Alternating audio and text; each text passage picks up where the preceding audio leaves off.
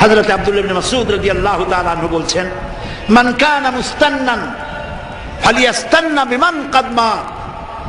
যদি কেউ সুন্নতের পূর্ণাঙ্গ অনুসরণ করতে চায়, সেজন্য মরা মানুষের অনুসরণ করে। ফাইন্নাল হাইয়া লা তুমানু আলাইহিল ফিতনা। কারণ এ কথার কোনো গ্যারান্টি নাই যে যারা বেঁচে আছে তারা ভবিষ্যতে কোনো ফিতনায় পড়বে না। এটা বোঝার কোনো উপায় নাই। তাহলে সুন্নতের অনুসরণ করতে হলে কাদের অনুসরণ করতে হবে? মরা মানুষ। বলেন কারা? সেই মরা মানুষ কারা?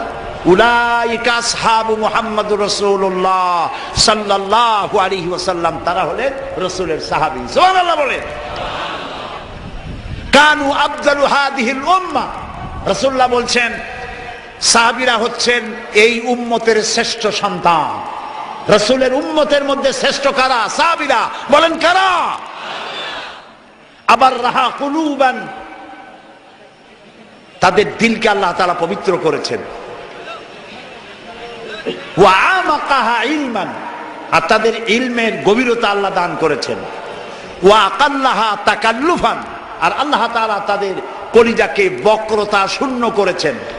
ইখতারাহুমুল্লাহু লিসুহবাতি নবিয়্যিহি ওয়া লিইকামাতি দীনিহি।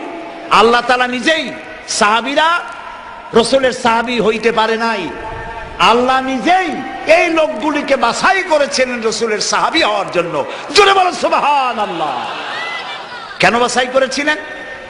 বাছাই করেছিলেন নবীর সাহাবী সাথী হয়ে সহযোগিতা করার জন্য নবীকে, আর আল্লাহর দ্বীনকে প্রতিষ্ঠা করার জন্য আল্লাহ নিজেই এদেরকে বাছাই করেছিলেন। সুবহানাল্লাহ।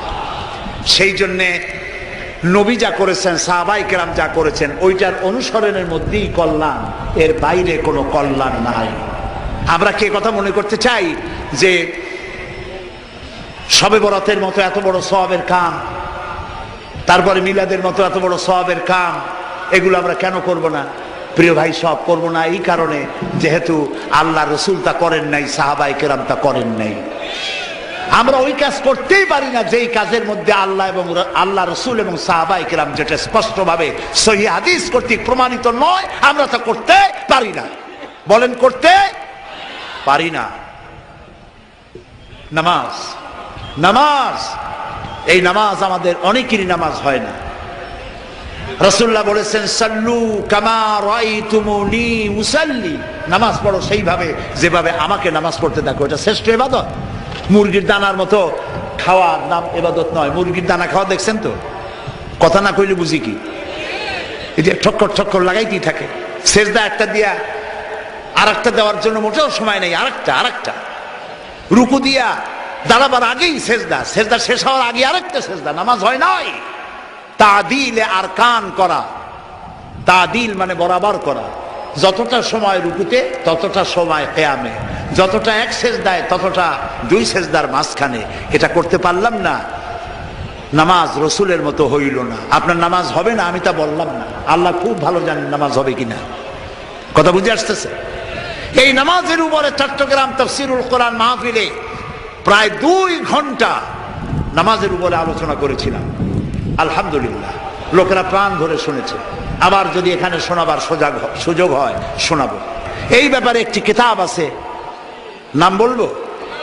বর্তমান বিশ্বের শ্রেষ্ঠ হাদিস বিশারদ আল্লামা নাসিরউদ্দিন আলবানী রাহমাতুল্লাহ আলাইহি, তার লেখা সালাতুর রসুল, রসুল্লাহর নামাজ, একটি বই আছে।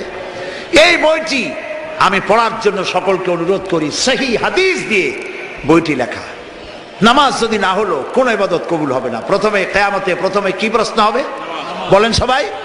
নামাজ। নামাজ কবুল, সব কবুল। নামাজ কবুল না, কোনটা কবুল না। প্রিয় ভাই সব, আল্লাহর নবী বলেছেন, লা দীনা লিমান লা সালাতা লাহু। যার কাছে নামাজ নাই তার কাছে দ্বীন নাই। আল্লাহ রাসূল বলেছেন, মান তারাকা সালাতান ফাকাদ কাফারা, মান তারাকা সালাতান মুতাআম্মিদান ফাকাদ কাফারা। ইচ্ছে করে নামাজ ছেড়ে দিল, কাফের হয়ে গেল। প্রিয় ভাই সব, নবীজি তার ইন্তেকালের মাত্র 5 দিন আগে চরমভাবে অসুস্থ হয়ে পড়লেন, জ্বরে আক্রান্ত হলেন, মাথায়